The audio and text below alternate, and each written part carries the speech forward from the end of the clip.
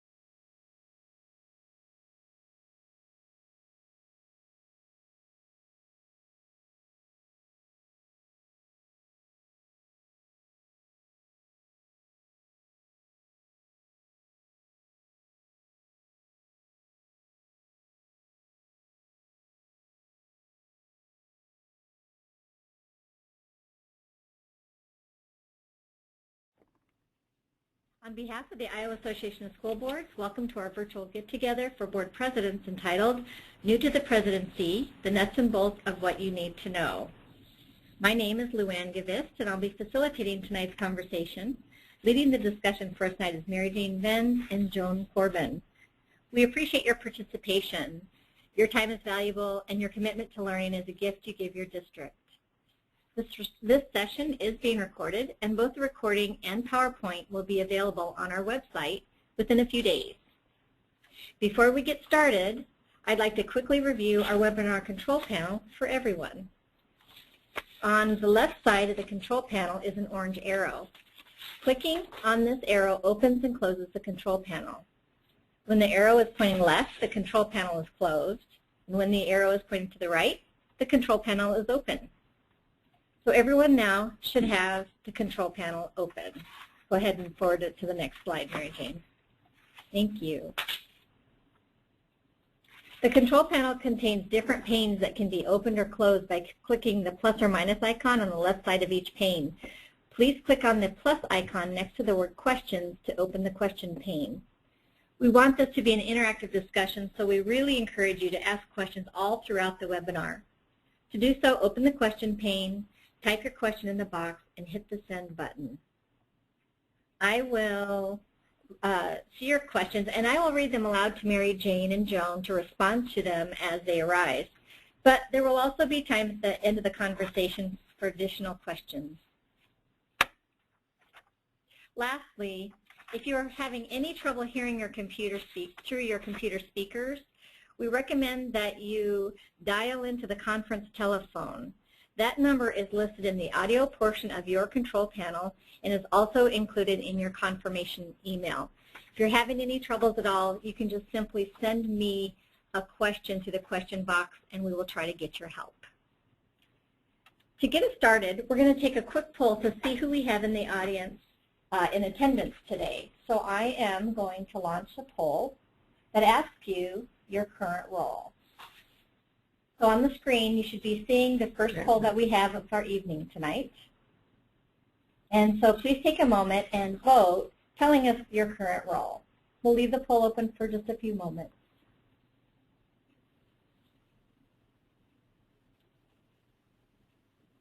And Mary Jane and Joan, we have nearly almost everyone voted, so I'm going to close the poll and share the results. So tonight you can see that nearly the majority of our folks tonight are board presidents. And now it's time to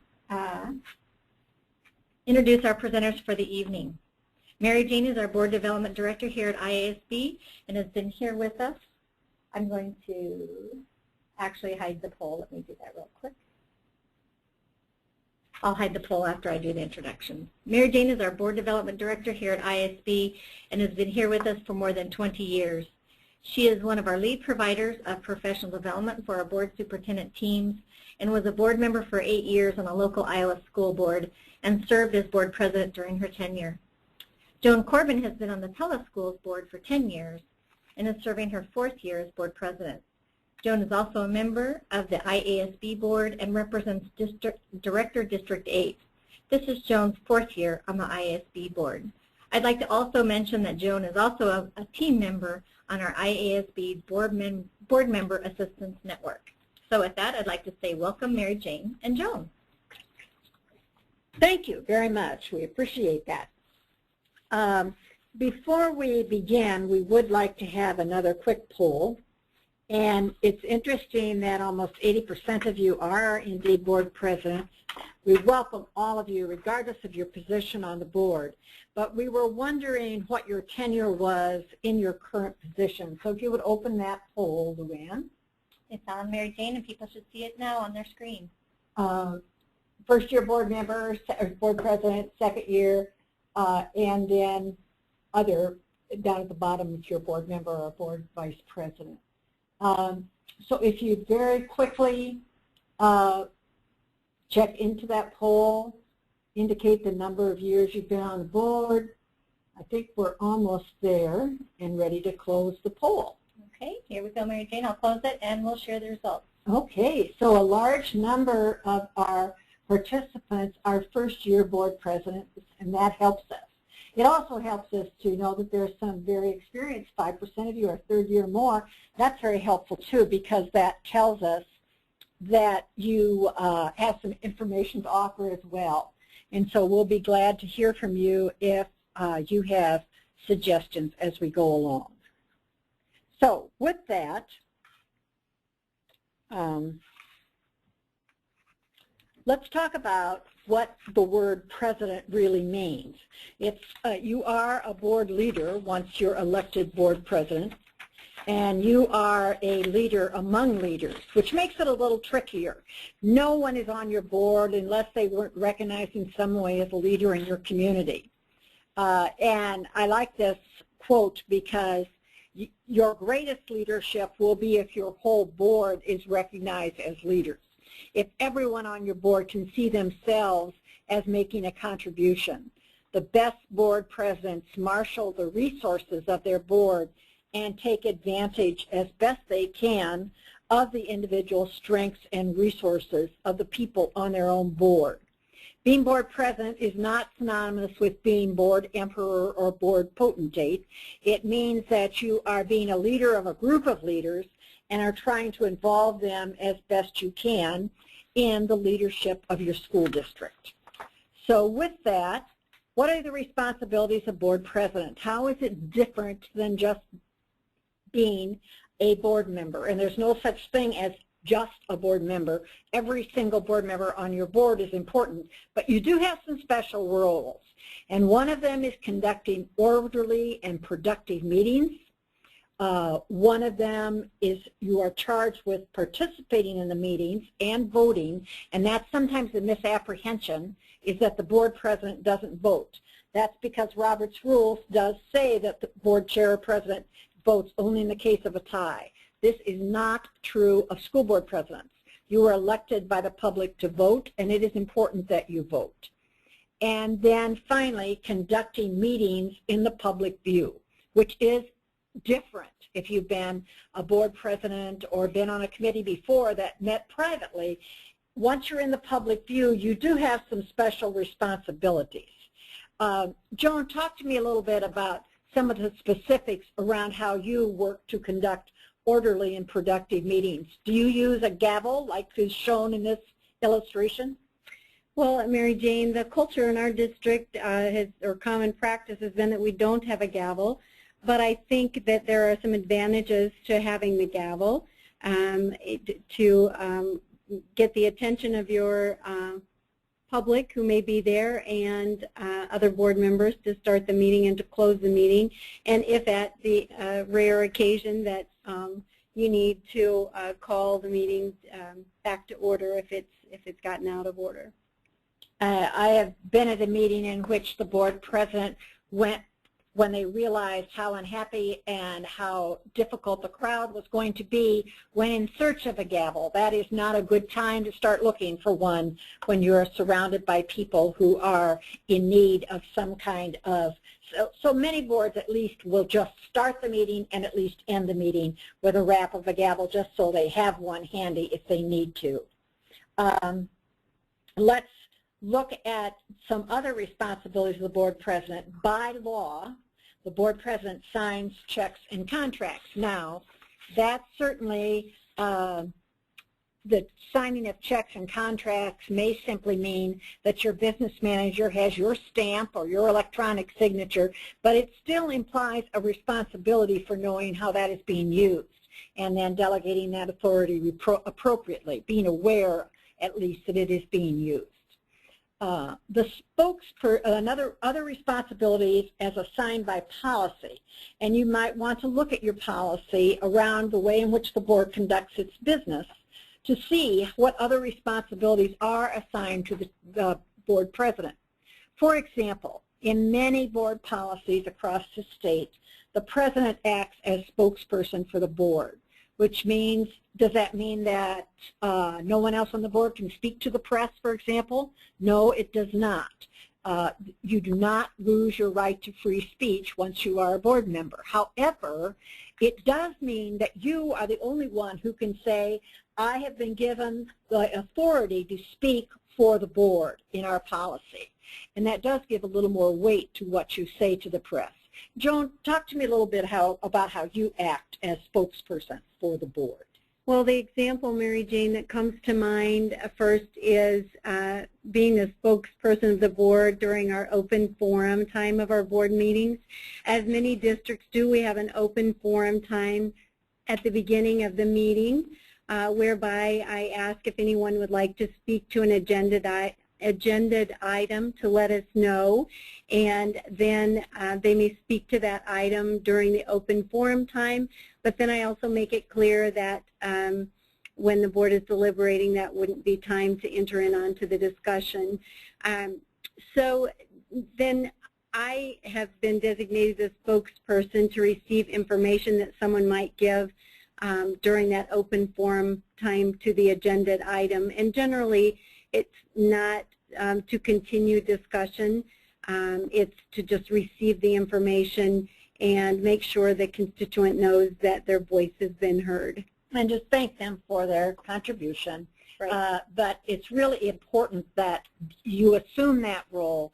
If you have individual board members saying, right on, Harry, or, wow, that's obviously wrong, Joan, then that's very distracting to the board's operation and into the public. The smooth operation of the board needs to follow and adhere to that policy that all of it comes through the board president, and that the board president simply says, thank you for the information you have given to the board, and moves on. The responsibilities of the board president also include, and this is a big one, promoting teamwork and unity and cohesiveness of board and board superintendent relationships, between relationships, inter-board relationships, and the relationship with the superintendent. And then establishing a strong working relationship with the superintendent. So with that, we are going to go to another poll to just talk to you a little bit about, as or for the board president, which of these responsibilities do you consider most challenging? And then we're going to come back to those questions. But let's look at those three areas: promoting effective board and board superintendent teamwork, conducting orderly and productive meetings, and acting as spokesperson for the board. If you may say all of those sound pretty challenging, but if you just indicate for us, it would really help us to think about how we help boards to know what you see as board presidents is most challenging for you in your work. So with that, we have most of our respondents in. And I'm going to ask you, Luann, if you would close the poll. Okay, we have a couple people that are still voting. Mary Jane, do you mind if I just let it go Nope, for a couple that's more great. seconds? That's great. Okay. This is a harder one to think about maybe and to decide on. Okay, I think people are just deliberating. Okay, here we go. Thank you, Luann. And share the results. And so it would indicate that those relationship concerns are among the biggest. Certainly the board and superintendent teamwork, and then acting as spokesperson for the board. And we've talked about how that can be sometimes challenging, especially if there are differences on the board. And then finally conducting orderly and productive meetings. And that does help us. It's interesting. We'll go back to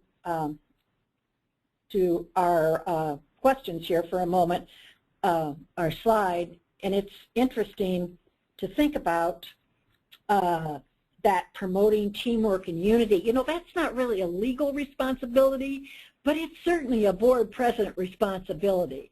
So let's talk about that one. There are a couple of big ways to do that. Quoting the mission before the meeting is something that some board members have found very helpful because it brings the board back to this is what we're here for. Or going back to district goals during discussion. Or simply asking board members why they feel this is a good or a bad recommendation, and then tying that back to the mission or goals when they talk about the why, or asking them to tie it back to mission or goals. Establishing commonly held beliefs. IASB can help you with this if you don't have any in your policy, but that can be real helpful as well. What are those common shared beliefs? Joan, any suggestions you would have for promoting teamwork and unity? Yes, well, I think the most obvious one is to recognize that as board president, you are in a unique role because you are going to be drawing out the views of the board members, which may or may not come quickly. Sometimes board members are hesitant, especially if they're new, hesitant to give a viewpoint. But your role as board president is to build consensus, and the only way to build consensus is to allow each member to have full breadth of thought on the issues. And so you want to make sure that each board member has a turn to speak before another board member speaks again to the issue. And then, of course, you would always speak last. And I don't want to understate or overstate that, but it's generally it's a harder thing to do as a new board president because you're accustomed to speaking when you're passionate about something. And as board president, we need to draw on the collective wisdom of all of our board members. One thing I would point out that is a very helpful tool in the IASB website under board operations, there is a tab under teamwork called effective discussion and deliberation tips. And I feel that the points under there about eliciting answers and phrases for digging deeper and asking for thoughts and feelings and being asking for clarifying questions and getting examples, summarizing and checking on consensus, and even walking in someone else's shoes by asking for individual board members to consider where another board member is coming from. So those I found are very helpful as board president to help build consensus and help operate cohesively. And where would they find those again, Joan? That is on the IASB website under board operations, and then under the teamwork section called effective discussion and deliberation tools. Thank you. Mary Jane, we have a question that came in, and I'm going to give this over to Joan, and it's going back to the keeping an orderly meeting, Joan, and one of our members wants to know if a community member wants to speak in a specific agenda item, do they do that in the open forum then and not when that item is being discussed by the board? Thanks, Mary Jane. Luann, I'll be happy to answer that. One of the things to keep in mind as a basic premise is that school board meetings are basically a meeting in the public, not of the public. And so the open forum time is certainly a time that you would recognize and gladly hear from constituents as to their viewpoint on an agenda topic. But at least in our board, and what I think is best practice, is to hear from that constituent regarding concerns or information that they wish to share during the open forum time, and not when the board is deliberating. Otherwise, you risk very much that then that becomes contentious, and it becomes a period time that it may be confusing to the public person coming to share their viewpoints, and they may be drawn into it and with the thought that they can participate in the deliberation, and that's not the role. That's the role of the board, not the individual from the community. And your own policy, whoever asked that question, will determine that. Your policy may say that they can speak to an agenda item, or your policy may say, as is more common, and as Joan just talked about, that they can only speak at the beginning. But you need to look to your own board policy to determine what it says for your board. Establishing, the second point that we have is establishing a strong working relationship with the superintendent, and those working relationships seem to be very important to you. This one is an important one. It can make all the difference in whether or not you as a board president are able to be successful. And it doesn't mean you have to be in absolute agreement with the superintendent all the time, but it does mean you have to take time to spend a little extra energy in trying to determine what the primary goals of the superintendent are, how those mesh with the primary goals for the district. Working together means understanding what shared beliefs you have. Talk to your superintendent. Tell them what you want as a legacy at the end of your first year as board president or your year as board president in this next year.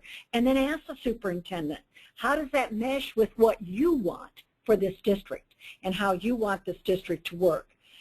Joan, talk to us a little bit about a specific thing or two that helps you in building a good board-superintendent relationship. Well, I think communication is key, and also just civility. Public civility in terms of your superintendent and the support that you display for the process. Not, as Mary Jane pointed out, not always that the board and the superintendent are going to agree on things, but just as you as president want to garner the input of all the board members, it's a respectful and necessary thing to bring in the thoughts of the superintendent on a particular topic, because if it's a lot of minutia that board members may not have access to, it's important to get that information from administration and from your superintendent. And then I think just a keen understanding of the role of board members versus the role of administration, and just being to clarify that, and as board president make clear what is best practice in good governance and what is clearly the role of the superintendent and the administration versus the role of the board. Boy, that is hugely helpful. That discussion with the board president can make all the difference.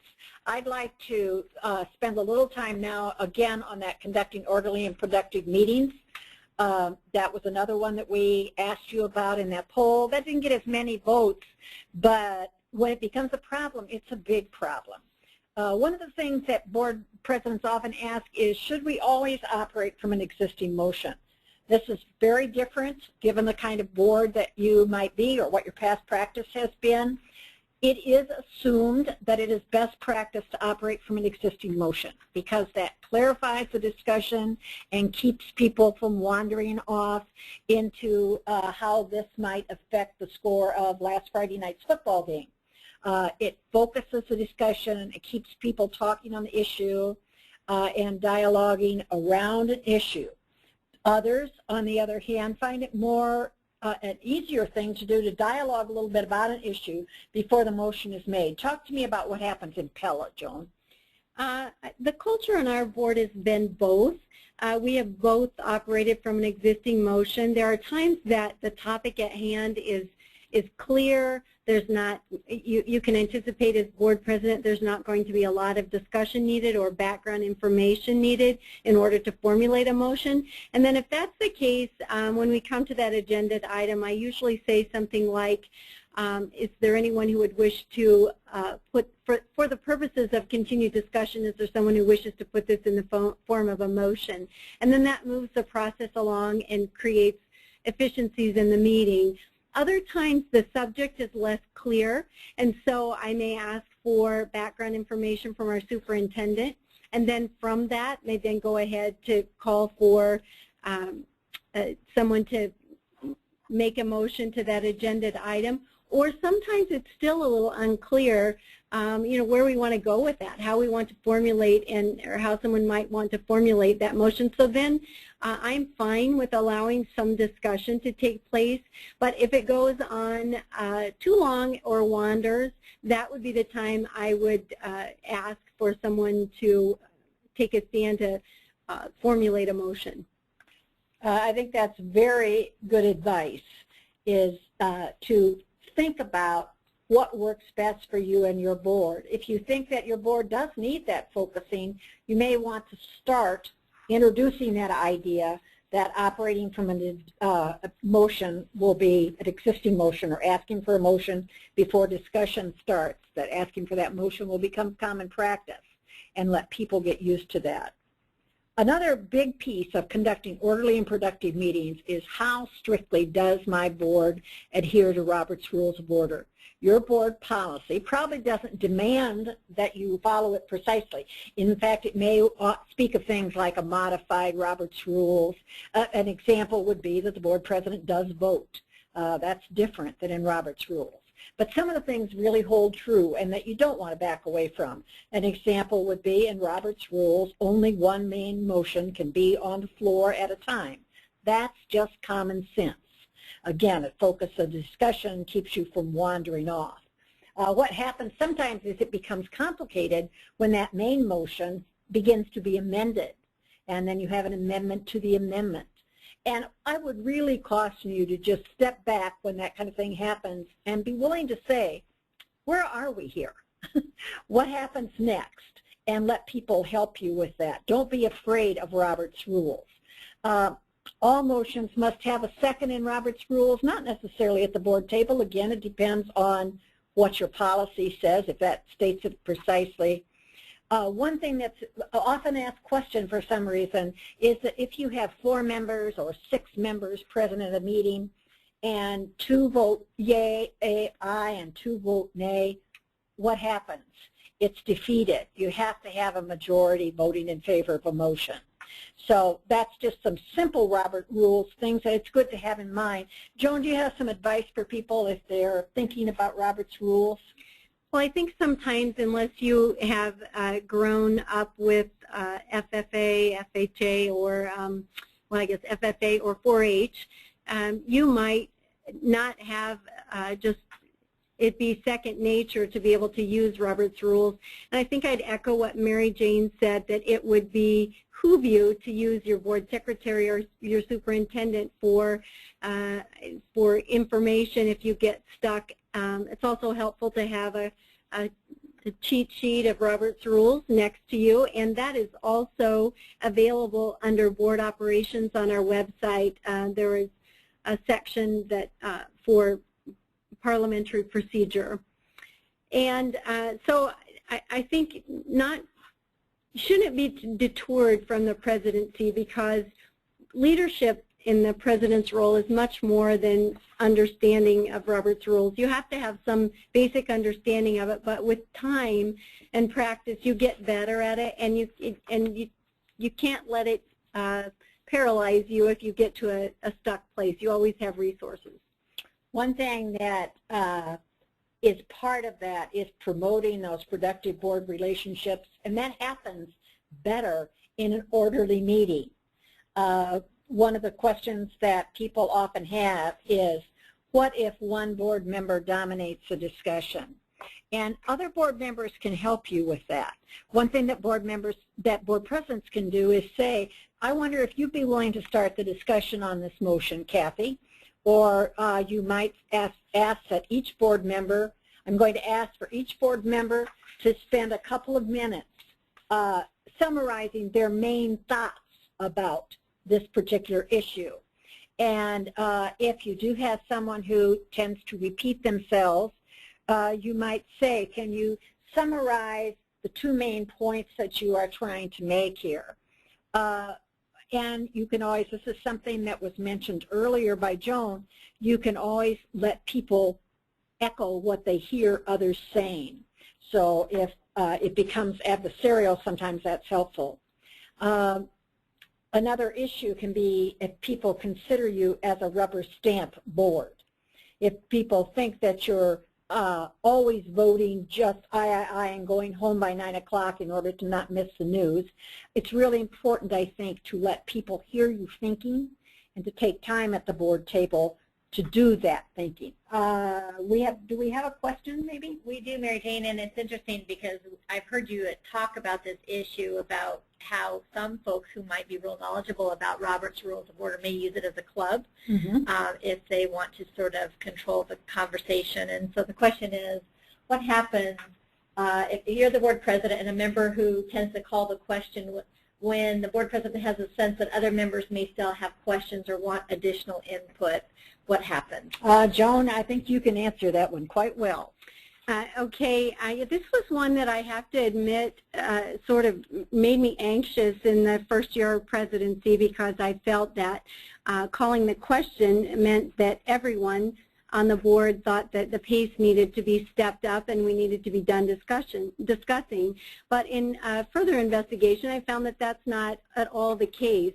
As a presiding person over the board at that point, the president can decide if there's been enough conversation. The president can look around and someone might have called the question, but you're looking and realize that someone on the board has not spoken to the issue and you want to give that person time to do that. Essentially, you don't have to stop discussion when someone calls the question. And in order to call the question, that individual has to have a majority of the board willing to say, we're willing to end the discussion. That's a really good question, and that's an example of you simply assuming the authority as board president to say, I'm not sure that everyone here is ready to conclude discussion.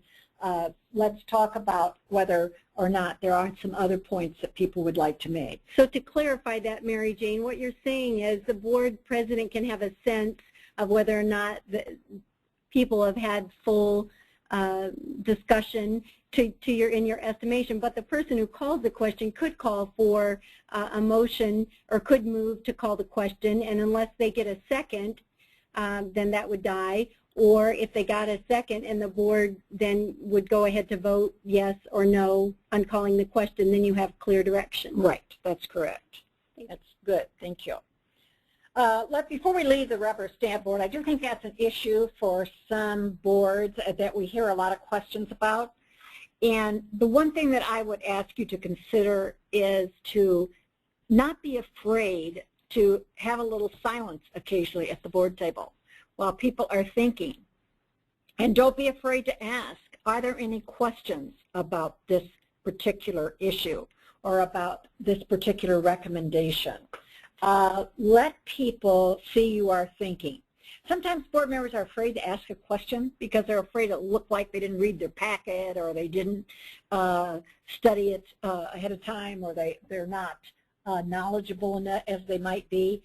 Almost always when a board member asks a question, they find that other board members are real grateful that they did, and you can congratulate people on that. Say as board president, well, thank you, that's a great question, and encourage that kind of, it doesn't mean that you're questioning the authority of the superintendent, it means you're asking for clarification on those recommendations. And that can be done as you use the word respect in a respectful way, respectful of the authority of the person making the recommendation, but also getting the information that you need. Anything you'd add to that, Joan? No, I think that's very helpful. Let's look at the another poll. If you have two members who become engaged in a heated, loud, and very contentious argument, what would you do? That's an interesting question. Now, this will probably never happen to you. We're not trying to scare people. But one of the options might be to ask for a motion to adjourn and hope that everybody goes home and cools off. One might be to ask them to quiet down and show respect for the board as a whole. One might be to ask them to restate each other's positions. One might be to ask for a moment of silence. And then another might be something other than that. And if you have indicated other as your choice, well, we'd appreciate it if you'd type in and a little bit of clarification on what that other might mean to you. That would be helpful to us. Just type it in right into that question box, and then we'll talk about it as they come in. And we're almost ready to publish our results. So, okay, okay, here we go. We're going to close the poll, and drum roll, please. Okay. No one's going to ask to adjourn. Good for you. I'm proud of all of you. Sometimes it's a temptation, however. To ask them to quiet down and show respect is the direct approach, and that's interesting that a third of you chose that, and a third of you asked them to restate each other's position. And the asking for a moment of silence isn't all that bad an idea either. I maybe would think of a combination of some of these things. Joan, what would you do in this situation? Well, I think, first of all, if you enter the board meeting and at a time where you know there might be a controversial issue that you're well aware that in the past board members have had differences of opinion on, it's important to just realize that board members are human beings who are as passionate about their role and passionate about the kids of your district as anyone I know. And so that heated discussion sometimes comes from a place which is a good place. So I think, as Mary Jane said, a little of both would be good. Just a reminder for civility. And then I really like the restating each other's position. I really like some wondering questions, some walking in someone else's shoes. Let's consider where the other board member is coming from, and think about, give them opportunity to speak. I think sometimes if board members just have a little bit more opportunity to speak and have their voice heard, that naturally settles down the situation.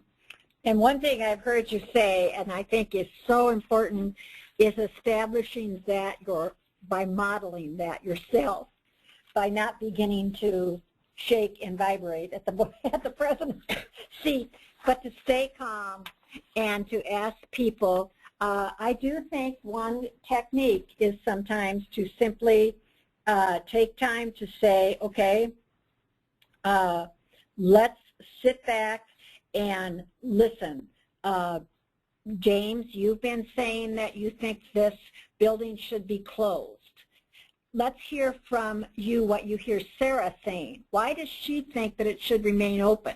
And let James say, well, Sarah seems to think we should have neighborhood schools. And Sarah says it's too much transportation time.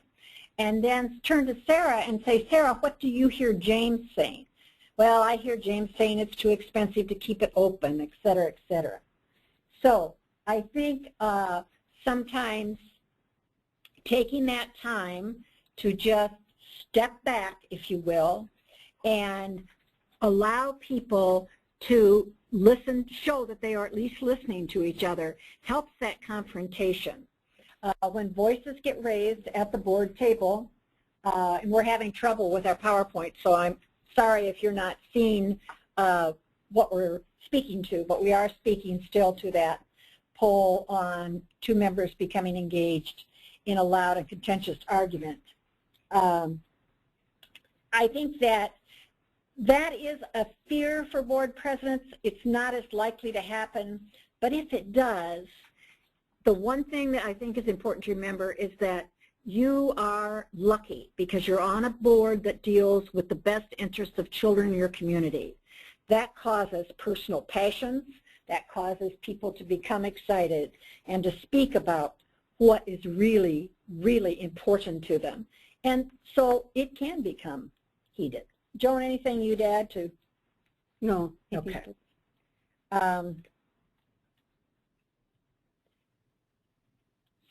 One of the things that I think is important is taking time to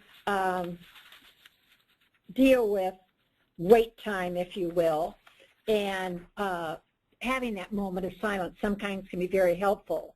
There's also the idea of valuing the values, recognizing that both people who might be shouting at one another do indeed have shared values. They both want what's best for children.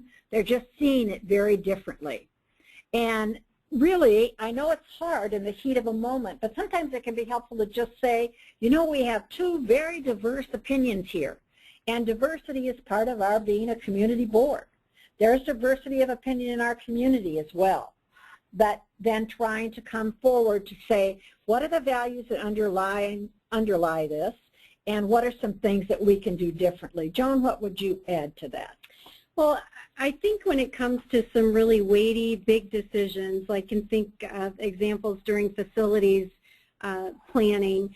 By the time you get to the board table about making such a weighty decision as to where a new elementary school would be located, you would have had some opportunity for the administration and for members of your community to weigh in on that by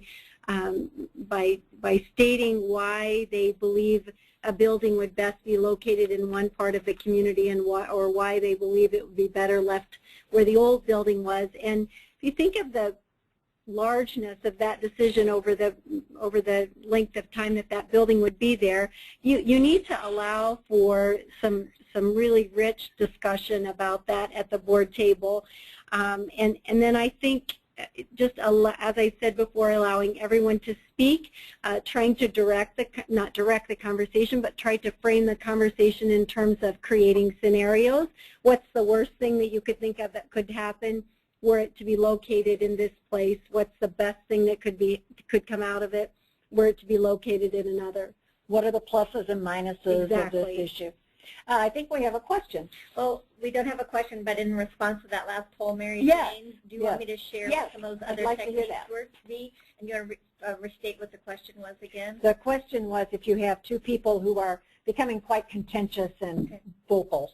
So we had a few members that voted that they have other strategies, and so one said they might declare a recess and then go have the other people talk to one another in another room. And another person said he uses the gavel. That's what you were talking about before, about using the gavel. And then another member said that they read a character count statement at the beginning of the meetings to sort of set the tone for the meeting and develop that culture. And he says, when we had some people get contentious, I reread the statement again, and they seemed to get the message that they had been behaving badly. That's interesting. It's a very good example of there is no one right answer to that situation. But I think there's some combination of different answers that can help you get where you need to go. Another issue that we talked about was the open meetings law. And we're not going to spend a lot of time on that for a couple reasons. One is we have talk to us a little bit about what's available on our website on the open meetings law for board presidents. Thanks, Mary Jane. We've already conducted two really good webinars like this tonight on the open meetings law with Mary Gannon. One was a presentation discussion like tonight. The second was a Q&A. Those are both right now on our website, available 24/7. And so certainly if you have time, you can go in and look at those and at your leisure think about the joys of conducting an open meeting. It is really important. And it is there for a reason, because the public, you're dealing with two things that are very important to your public, their tax dollar and their children, hopefully not in that order of importance. But it's very important to them. And so they have a right to hear those deliberations. A couple of basic skills that we'll mention, especially for new board presidents, is do not go into a closed session without 24 hours of notice. If you're in doubt about the reason for the closed session, consult your superintendent and possibly your attorney. Make sure you have the law in front of you when stating the reason for that closed session and during the closed session itself, because you want to be sure the discussion stays on the topic that you said you were going into closed session for. Let's take a look at this one. An angry crowd approaches your board table. What's your most important tool in that situation? Now, I want to give credit where credit is due. The tennis shoe comment is not mine. It is Luann's. But what do you do? The poll is open. We have some choices for you. Your most important tool is your gavel, your policy, your superintendent, or a plan. Very quickly, this one doesn't take too much time to decide what would be your most important tool. And we have a lot of votes coming in, Mary Jane. Let's just give it a couple more seconds while people are thinking and voting. Probably hard sometimes to choose just one answer. Yes, that's right. Okay. Okay, so if the poll would close, let's look and see what people's choices were. There were approximately half of you who said your policy. That's a great answer because your policy does tell you, and if that policy is written and you can hand it out to people ahead of time, they know what the expectations are. That can be very helpful. I believe a plan is also very important. Previous planning prevents poor performance. We have people call us and say, what do we do? What shall we, how should we handle this? What are some things we should do to get ready for it? And we've spent some time talking to a board president and a superintendent or just a board president and a vice president on the phone saying, here's some techniques that work when you have a crowd. Be sure and have your policy in place to hand out to people. Be sure and have a statement that you give at the beginning, that kind of thing, just so people have an idea. Okay. Mary Jane, I could speak to that just briefly. I think our audience is very astute in noticing that policy and plan are both about equally important, and I would very much agree with that. I think it's important that the people who come to the meetings and want and are angered about something, generally you're going to know that there's a topic or there's a decision to be made that's controversial. And so therefore you would have had some sort of a plan as to how to deal with that. And I think the worst thing that could happen is when people come thinking one thing and they're delivered something else. So I think communication to them during, at the start of the meeting, we will, in the board president thing, we would like very much to hear what you'd have to say about this agenda item, and there will be this forum, or however it is you want to phrase it. You just want to make sure that they know what they can do and how they can make their voice be heard and what they're not going to be able to do, which may be enter in on the discussion while you're deliberating. That was excellent, Joan. I think that's important to remember. People do come with expectations. And if their expectation is, and that's one reason that we encourage people to use their policy at every meeting, because if you only have 2 people at the meeting, there's a tendency to think, oh, well, let them talk for 10 minutes, even though our policy only says 2 minutes for each person. Well, that's just fine until the angry crowd comes. All of a sudden, wait a minute, we've got all these people and their expectation is that you're going to let us talk as long as we want to. That's very good. We think this is an important enough topic that our next meeting, which is in November, on November 5th, Mary Jane, will be? Mary Gannon's leading another discussion on taking public comments during board meetings. She will also, by the way, be having a session at convention with an experienced board president on that same issue. I just thought I'd mention it. Okay, thank you. Thank you. Luann likes to mention convention for good reason. There's a lot of good learning there. 2 things that we would consider that you should not do. And I say this because it's very easy to get, quote unquote, trapped into this kind of situation. The first one is the game playing, of a political game playing that sometimes comes into play at the board table. Someone who says, I really will need the support of the president on this before it comes to the board, getting you to promise ahead of time that you'll provide your support as board president, whether it's another board member or a member of the public. Another piece of game playing that I've seen really be destructive is the board president who's trying to please all the board members. And so she or he sees, okay, we've got this important motion up. 3 people have voted in favor of it. Poor old Sarah Sue voted against it. Oh, I feel so bad for her. I'm the last to vote. I know it's going to pass anyway because 3 people have already voted for it. I'll just vote with Sarah Sue to make her feel better. You vote what you believe to be appropriate with your own conscience.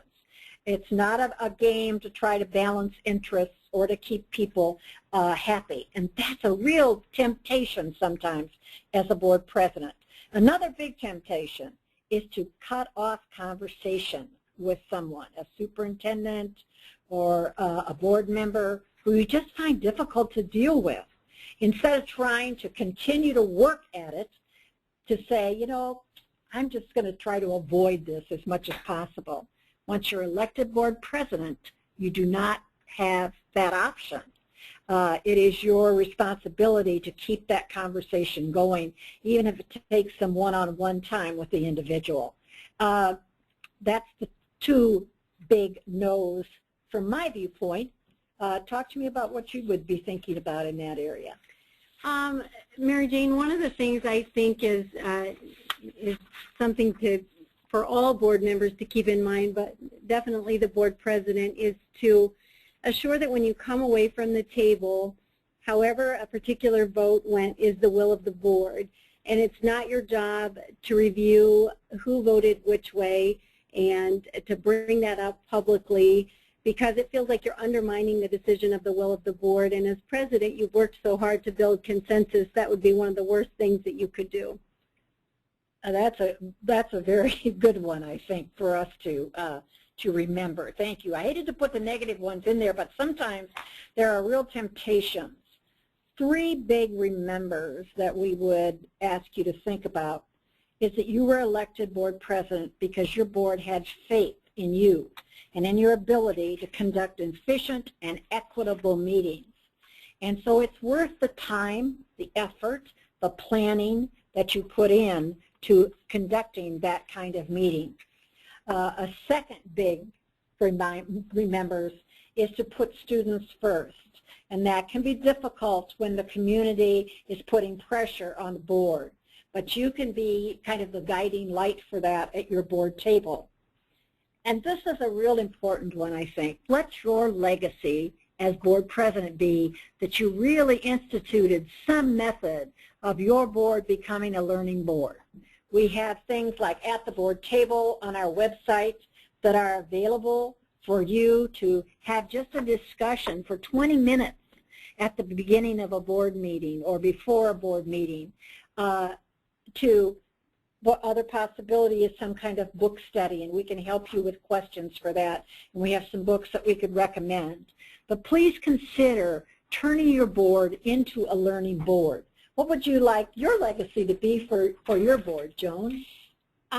Mary Jane, I feel like as a board becomes a more highly functioning, they learn that it's important to take time to discuss how they're going to learn, to set board goals about how that learning is going to take place and about how you're going to learn about initiatives in the district, about trends, about some of the particulars in your district that will help you know more about your students and know more about your district as a whole. So it's important to schedule work sessions periodically. Monthly is ideal, but periodically so that you can discuss how you get better at your own conversation in the board and about how you learn about initiatives in your district. Okay. Thank you, Joan. We have one question out here from one of the responses that was given, and someone talked about taking a recess and how that might work. And that was in response, that was a strategy that that suggested it, that if the board meeting gets contentious.